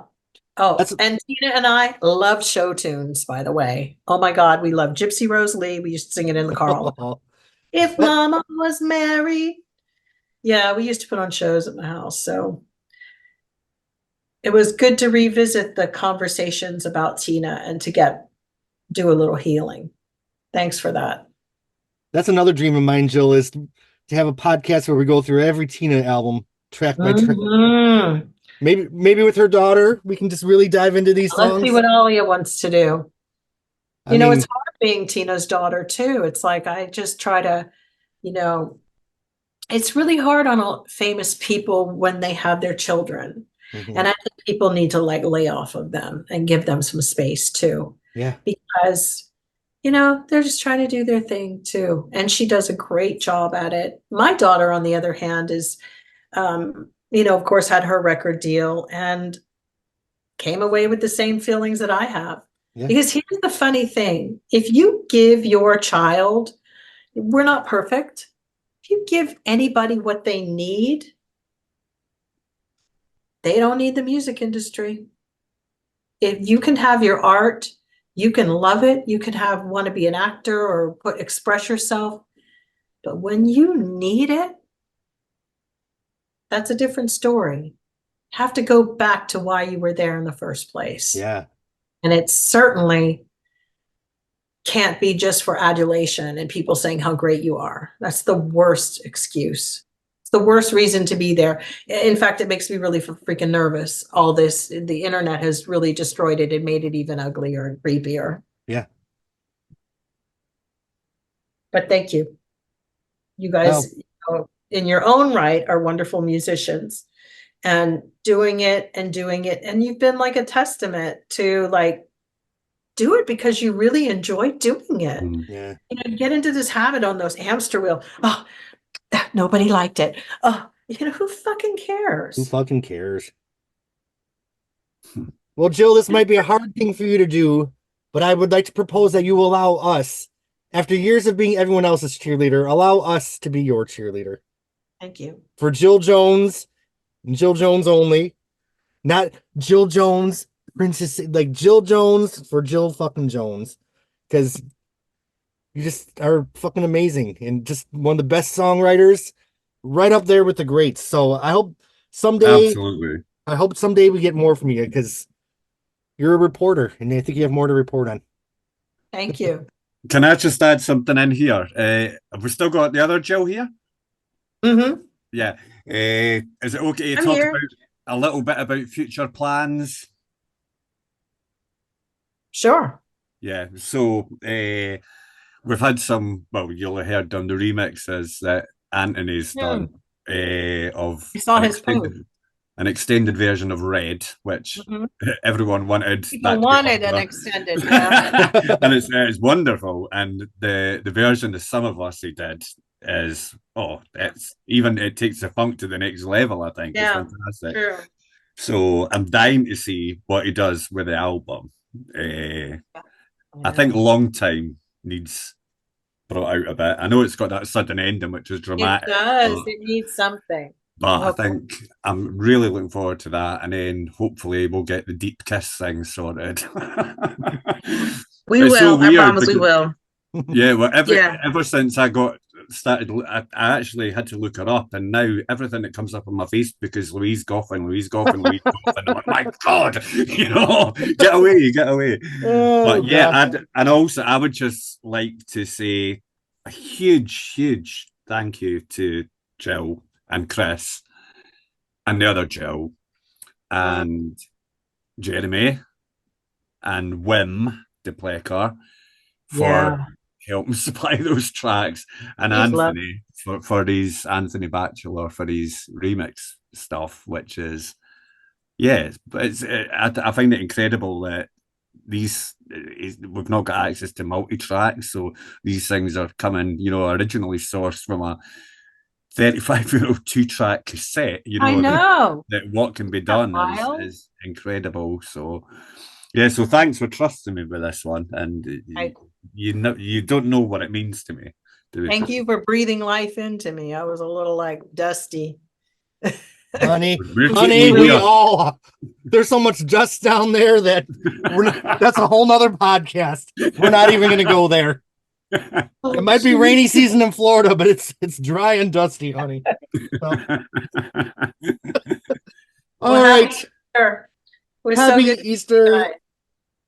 I love y'all. I love you too. I'll post this tonight, and I cannot wait for the London sessions. Jill, you are just one of the greats. Always know that, okay? How are you? Yep. I love you all. Bye. Bye. Thank you. Bye.